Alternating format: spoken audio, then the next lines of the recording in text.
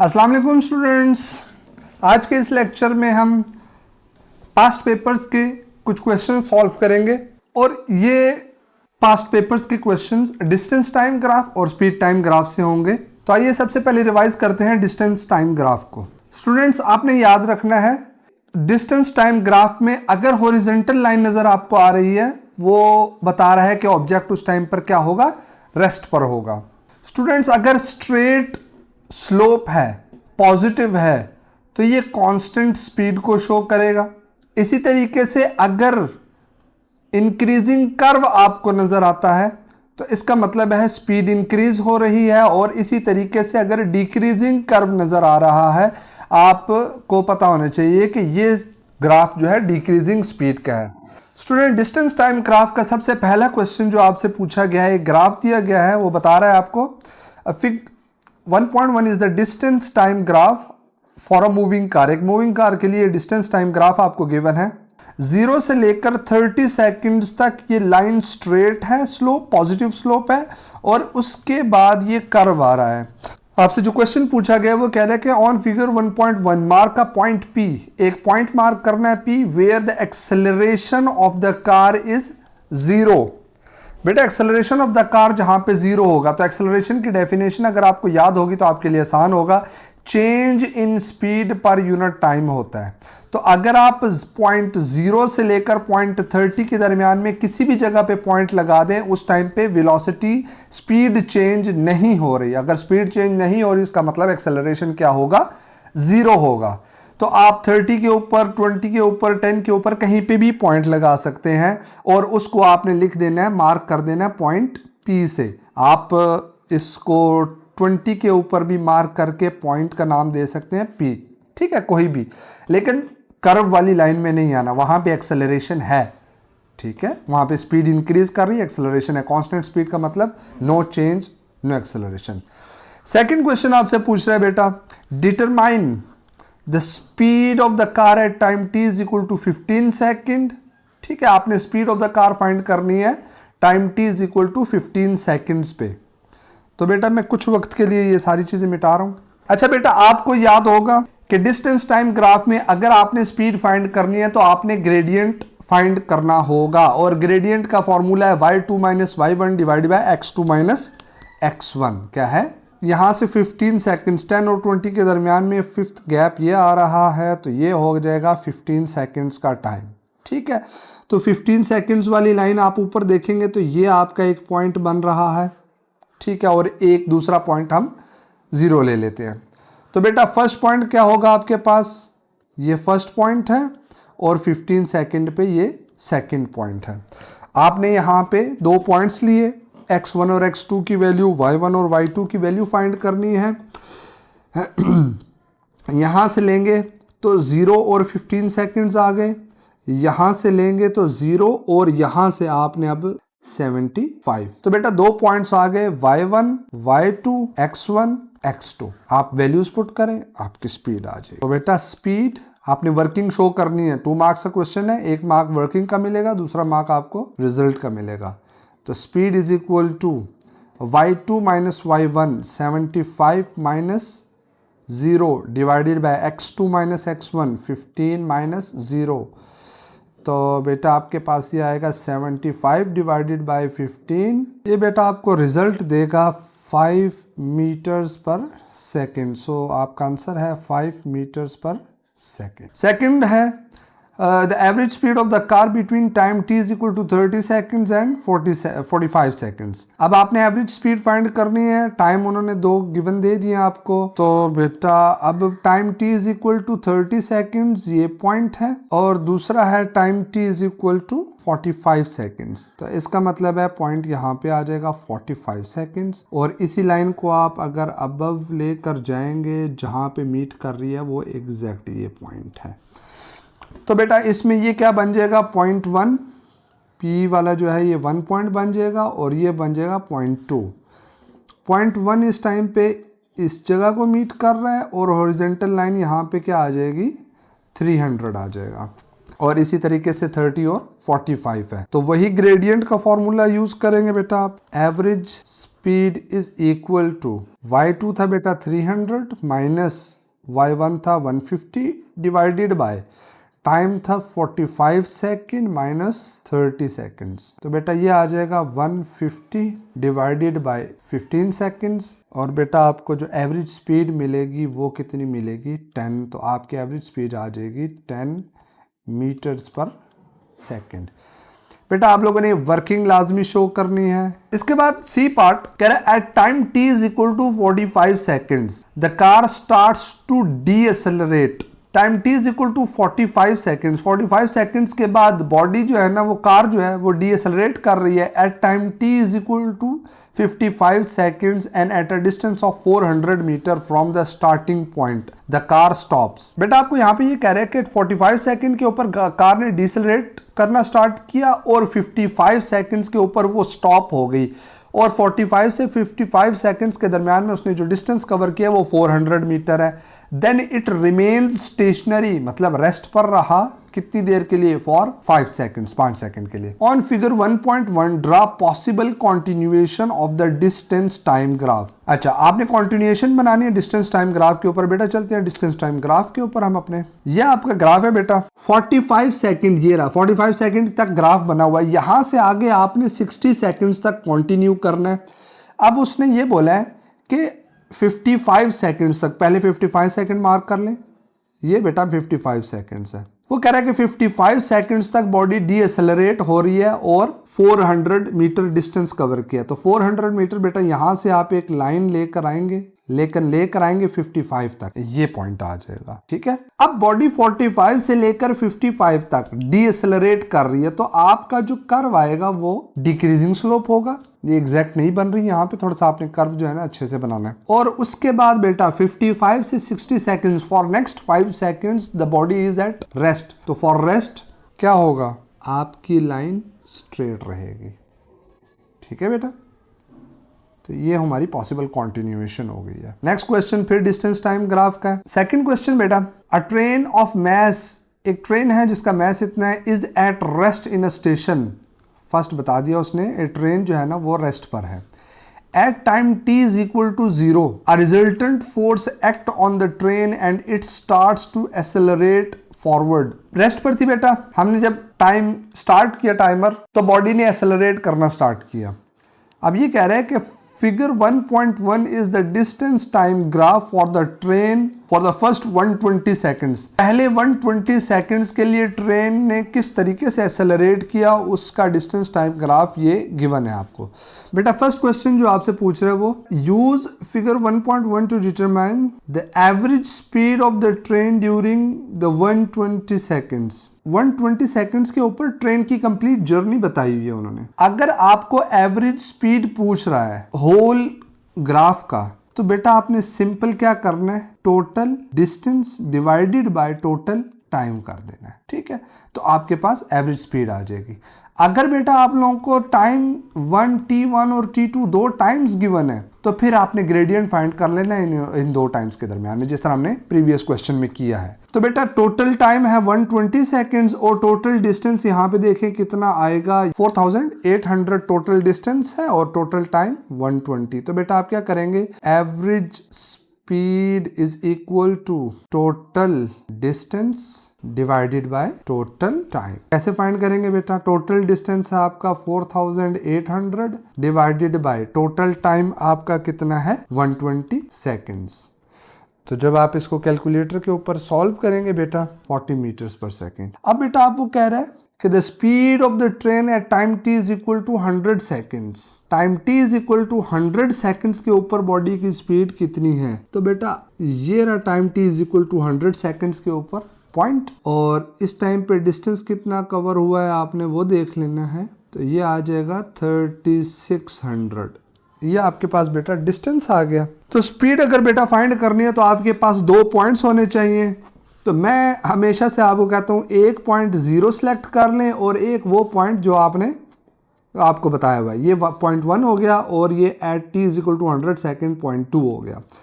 Point 2 के ऊपर speed है 3600 और यहाँ पे है 0। ठीक है, और टाइम तो आपको 0 और 100 मिल गया। दूसरा बेटा अगर थोड़ा सा आसान करना चाहते हैं तो हम और आसान कर लेते हैं। ये जो पॉइंट ड्रॉ किया हुआ है 80 सेकंड्स के ऊपर, यहाँ से लेकर और पॉइंट 2 तक, पॉइंट 1 इसको भी मैं ड्रॉ कर रहा हूँ, ये पिछला वाला मिटा देता हूँ, 0 वाला हमने पहले कर चुके हैं। तो बेटा पॉइंट 1 से लेकर 2 तक ये कांस्टेंट स्पीड है, तो इसके लिए हमारे लिए आसान होगा स्पीड फाइंड करना। और यहाँ पे आपकी स्पीड है 2400। तो आपके पास y1 और y2 आ गया, x1 80 और 100 है। तो आप वैल्यूज पुट करेंगे, speed is equal to y2 3600 minus y1 2400 divided by x2 minus x1 आ जाएगा। और ये आपके पास वैल्यू कितनी आएगी, 1200 divided by 20, that will be 60 metres per second. According to mark scheme आपका रिजल्ट जो है ना वो 50 to 60 मीटर्स पर सेकेंड आना चाहिए। ठीक है, आपको उन्होंने रेंज दे दी है। नेक्स्ट बेटा आपसे वो पूछ रहे हैं, describe how the acceleration of the train at time t is equal to 100 second differs from the acceleration at time t is equal to 20 seconds. बेटा आपसे वो पूछ रहे हैं acceleration at time t is equal to 100 seconds किस तरह से different है 20 सेकेंड से। आए देखते हैं हम ग्राफ को। देखिए बेटा at time t is equal to 20 seconds ये है, और at time t is equal to 100 second ये है। जब ट्रेन स्टार्ट हुई बॉडी कर्व फॉर्म में, इंक्रीजिंग कर्व है, इसका मतलब यहाँ पे बॉडी क्या कर रही है, एक्सेलरेट कर रही है, एंड बॉडी कांस्टेंट स्पीड की तरफ मूव कर चुकी है। Straight line in a distance time graph, positive slope जो है वो क्या बताता है, कांस्टेंट स्पीड है। At time 20 seconds the body is accelerating. ठीक है, बॉडी क्या कर रहा है, एक्सेलरेट कर रहा है।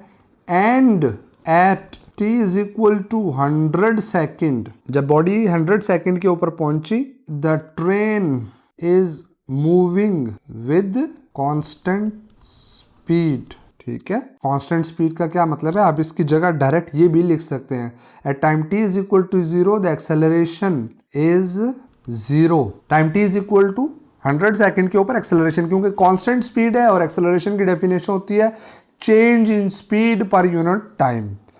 तो एक्सेलरेशन क्या होगा, 0 होगा। At time t is equal to 120 seconds train क्या कर रही है, डी एसेलरेट कर रही है। तो आपसे वो पूछ रहे हैं, state what is meant by D acceleration. The velocity of train is decreasing. Train की वेलोसिटी क्या कर रही है, डिक्रीजिंग, डिक्रीज हो रही है। या फिर आप लिख सकते हैं ट्रेन इज स्लोइंग डाउन। अच्छा बेटा नेक्स्ट जो क्वेश्चंस हैं वो स्पीड टाइम ग्राफ से रिलेटेड हैं। और स्पीड टाइम ग्राफ में बेटा आपने याद रखना है, अगर आपको स्ट्रेट हॉरिजेंटल लाइन नजर आ रही है एक्सिस के ऊपर तो वो कांस्टेंट स्पीड की है।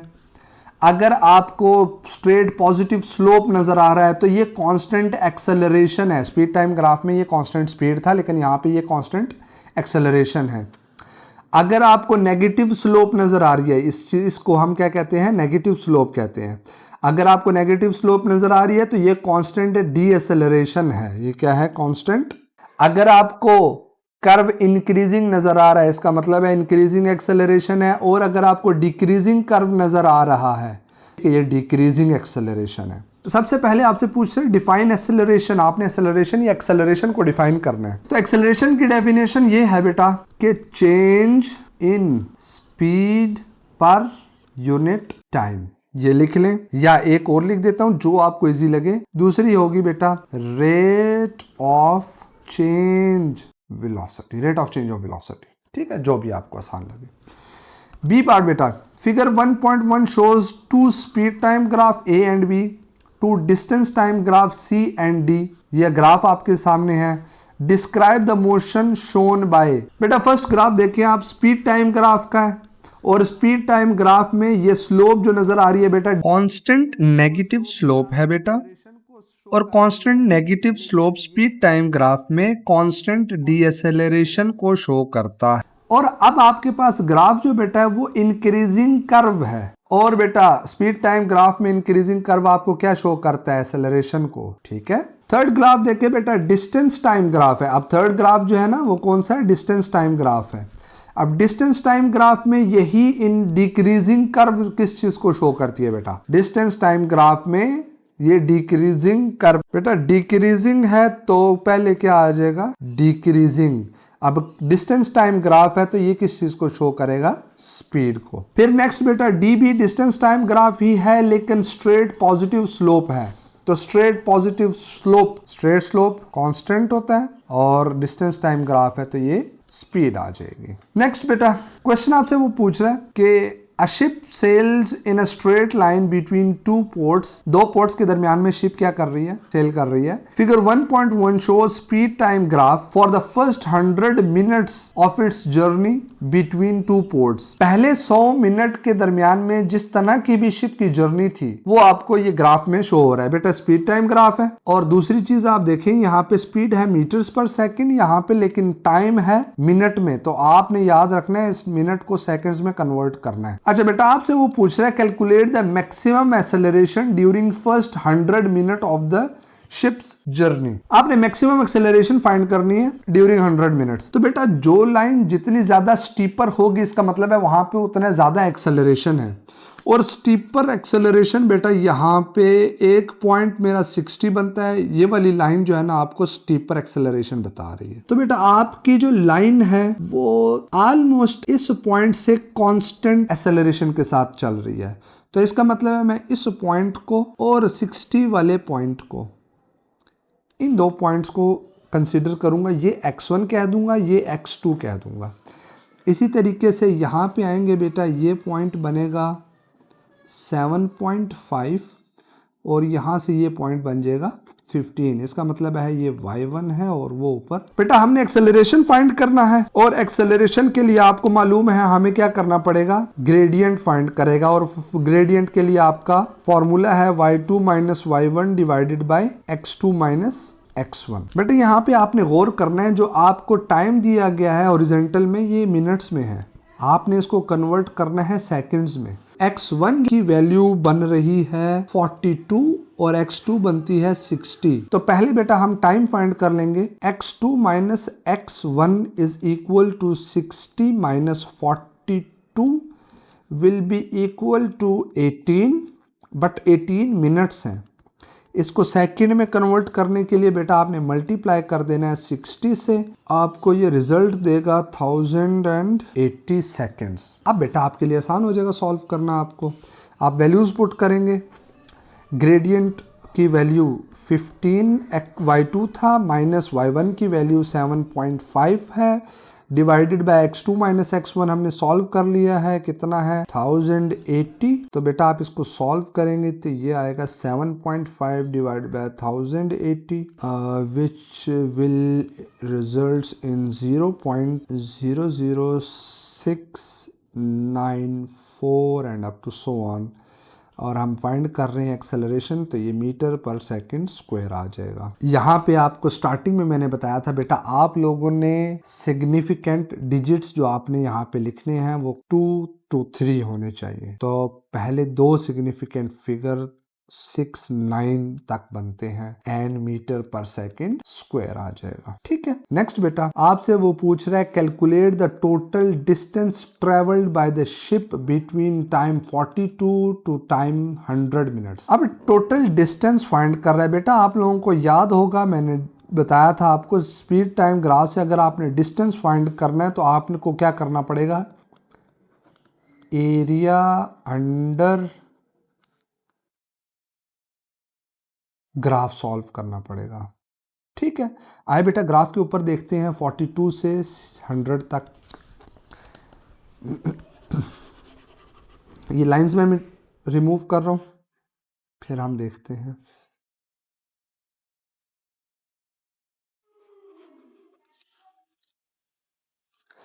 बेटा time t is equal to 42 seconds, तो ये 40 है, 41, 42, 43, 44, 45। ये बेटा time t is equal to 42, ये लाइन बनती है 42 की। उसके बाद ये लाइन है बेटा 100 के लिए। तो दो पॉइंट्स तो मेरे पास बेटा ये आ गए। इसका मतलब है हमारी लाइन जो है ना वो ये बनेगी,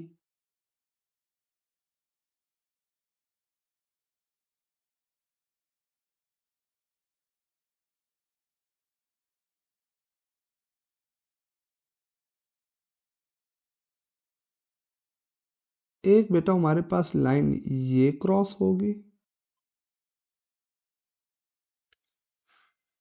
ठीक है, और 100 के ऊपर। तो अब आपके पास बेटा एक ये लाइन है 42 सेकंड्स, यहां से स्टार्ट करना है और ये क्रॉस हो रही है बेटा ऑलमोस्ट इस पॉइंट के ऊपर, और यहाँ पे हमारी वैल्यू आती है 5, 6, 7, 8, 9। सेकेंड क्वेश्चन है बेटा, calculate the total distance travelled by the ship between time t is equal to 42 minutes and 100 minutes. बेटा आपने डिस्टेंस फाइंड करना है 42 से लेकर 100 मिनट तक, ठीक है। और डिस्टेंस के लिए बेटा आप लोगों को याद होना चाहिए कि हम क्या फाइंड करते हैं, एरिया फाइंड करते हैं।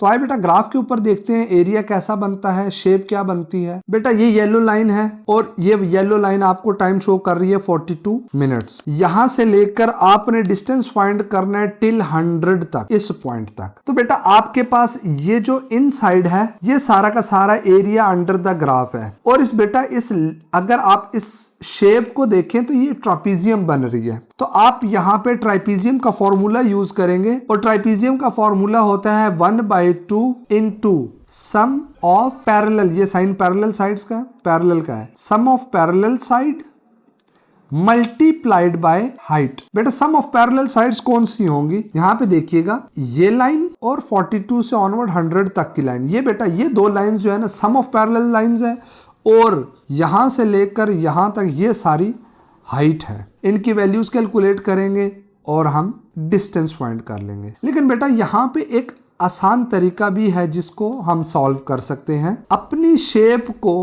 आप डिफरेंट शेप्स में डिवाइड कर दें। एक तरीका ये है कि बाज़ औक़ात बेटा ये फॉर्मूला भूल जाता है, तो हम इसकी जगह अपनी शेप्स को डिवाइड करते हैं। बेटा अगर यहाँ से मैं एक लाइन लेकर जाऊं यहाँ पे और इस पॉइंट से एक लाइन डाउनवर्ड ड्रॉ करूं, तो बेटा आप देख रहे हैं कि मेरा ये पॉइंट ट्रायंगल बन चुका है। मतलब मेरी होल शेप में से एक शेप ट्रायंगल की निकली है। फिर बेटा मैं एक और लाइन ड्रॉ करता हूं, इस लाइन को मैं एक्सटेंड करता हूं all the way till this point. तो बेटा अगर आप यहाँ पे और गौर करें तो यहाँ पे एक रेक्टेंगल बन रहा है और यहाँ पे भी एक रेक्टेंगल बन रहा है। बेटा एज कंपेयर्ड टू ट्राइपीजियम, मेरे लिए ये फॉर्मूला याद रखना ट्रायंगल का और रेक्टेंगल का आसान है, क्योंकि हम यूज करते आ रहे हैं। ट्रायंगल का फॉर्मूला होता है 1/2 into length multiply by width, और रेक्टेंगल का फॉर्मूला होता है बेटा लेंथ इंटू विड्थ या बेस इंटू हाइट, जो भी बोलते हैं आप। अब आपने वैल्यूज लेनी है, किस तरह से लेंगे, आप सेलेक्ट करेंगे अपनी रेक्टेंगल या ट्रायंगल और उसके अकॉर्डिंग आपने रीडिंग्स ले लेनी है। सबसे पहले बेटा मैं ये रेक्टेंगल सॉल्व करने लगा हूं। इस रेक्टेंगल का ये वाला पॉइंट 15 है और इस रेक्टेंगल का ये वाला पॉइंट जो है बेटा ये पॉइंट 5 और 10 के दरमियान में है। तो ये आप अगर रीड करेंगे तो ये ऑलमोस्ट 7.5। तो बेटा ये पॉइंट मेरे पास बनेगा 7.5 का। दूसरी तरह से अगर आप हॉरिजॉन्टल ये जो ब्लू लाइन है इसका देखेंगे तो ये इसका फर्स्ट पॉइंट 60 पर है और सेकंड पॉइंट 100 पर है। तो ये पॉइंट है 60 और ये पॉइंट है 100 हॉरिजॉन्टल पे। तो बेटा 15 और 7.5 के दरमियान का गैप है 7.5। ये मेरे पास आ गई विड्थ। 60 से लेकर 100 के दरमियान का गैप है बेटा 40 और ये मेरे पास आ गई लेंथ इस रेक्टेंगल के लिए। नाउ बेटा सेकंड रेक्टेंगल के लिए हमारे पास ये पॉइंट है 0 और सेकंड पॉइंट इसका 7.5 और यहां से हॉरिजॉन्टल लाइन 42 से स्टार्ट हो रही है और दूसरा पॉइंट है हमारे पास 100। तो बेटा इनके दरमियान का गैप 7.5 और 42 से 100 के दरमियान का गैप है बेटा 58। तो हमारे पास 58 आ गई लेंथ और 7.5 आ गई विड्थ सेकंड रेक्टेंगल के लिए। थर्ड बेटा सॉल्व करेंगे हम ट्रायंगल के लिए हमारे पास एक पॉइंट है 7.5, दूसरा पॉइंट है 15। इनके दरमियान का गैप भी कितना बनेगा 7.5। इसका मतलब है विड्थ हो गई हमारी 7.5 और लेंथ के लिए बेटा 42 से स्टार्ट हो रहा है और सेकंड पॉइंट है 60। तो 60 माइनस 42 करेंगे तो बेटा ये लेंथ जो बनेगी ये आपकी बनेगी 18। ठीक है, तो आए बेटा इसको हम सॉल्व करते हैं। आसान है बहुत। तो बेटा सबसे पहले मैं फाइंड करूंगा एरिया ऑफ ट्राइंगल। बेटा एरिया ऑफ ट्राइंगल है 1/2 लेंथ मल्टीप्लाई बाय विड्थ। तो बेटा हमारी वैल्यूज क्या है ट्राइंगल की? विड्थ है हमारे पास 7.5 और लेंथ है हमारे पास 18, लेकिन 18 मिनट्स है। आपको याद रखना है, इसको कन्वर्ट करना है आपने सेकंड्स में। तो बेटा हमारे पास आ जाएगा 1/2, लेंथ है हमारे पास 7.5 एंड विड्थ हमारे पास अगर 18 है तो 18 को मिनट्स है, सेकंड में कन्वर्ट करने के लिए 60 से भी मल्टीप्लाई करूंगा। बेटा इन तीनों को मल्टीप्लाई करेंगे, बेटा आपके पास वैल्यू आ जाएगा 4050 मीटर्स। सेकंड बेटा मैं फाइंड करूंगा एरिया ऑफ रेक्टेंगल 1। ठीक है, रेक्टेंगल का फॉर्मूला बेटा क्या होता है? Length multiply by width. बेटा आप इनमें से कोई भी रेक्टेंगल 1 ले सकते हैं, मैं इसको रेक्टेंगल 1 कह रहा हूं। विड्थ है 7.5 और लेंथ है 40। लेंथ है बेटा 40 मिनट्स, सेकंड में कन्वर्ट करने के लिए 60 से मल्टीप्लाई, और विड्थ है बेटा 7.5। रिजल्ट जो आएगा वो आएगा बेटा, इसको मल्टीप्लाई करेंगे तो 18,000 बनेगा। फिर बेटा आप करेंगे थर्ड एरिया ऑफ रेक्टेंगल, ये रेक्टेंगल को मैं नाम देता हूँ R2। ठीक है बेटा, वापस जाएंगे, रेक्टेंगल R2 ये रहा, इसकी भी विड्थ है 7.5 और लेंथ है 58 मिनट्स है, तो सेकंड में कन्वर्ट करेंगे, फॉर्मूला फिर से वही, लेंथ इनटू विड्थ, लेंथ आ जाएगी 58, सेकंड में कन्वर्ट करने के लिए मल्टीप्लाई बाय 60 एंड विड्थ है 7.5। तो बेटा इसको फिर सॉल्व करेंगे और कैलकुलेटर पर लिखेंगे तो बेटा ये आपको आंसर दे रहा है 26,100। क्लियर है बेटा? हमने टोटल डिस्टेंस फाइंड करना है, तो बेटा टोटल डिस्टेंस जो है ना, टोटल डिस्टेंस, इसके लिए आपको तमाम डिस्टेंसेस को क्या कर देना है? सम कर देना है। तो हमारे पास जो तमाम डिस्टेंस हैं वो कौन से हैं? एक डिस्टेंस है 26,100 प्लस सेकंड डिस्टेंस है 18,000 एंड थर्ड डिस्टेंस है 4,050। तो बेटा ये आपके पास ऑलमोस्ट जो वैल्यू दे रहा है एंड 150 मीटर्स है। अगर आप इसको किलोमीटर में कन्वर्ट करते हैं तो ये आ जाएगा 48 किलोमीटर। ये मैंने क्यों किया बेटा? आपने सिग्निफिकेंट फिगर सिर्फ 2 लिखने हैं, तो हमारा टोटल डिस्टेंस ट्रेवल्ड आ जाएगा 48 किलोमीटर। ठीक है, तो यूं आप सॉल्व कर सकते हैं।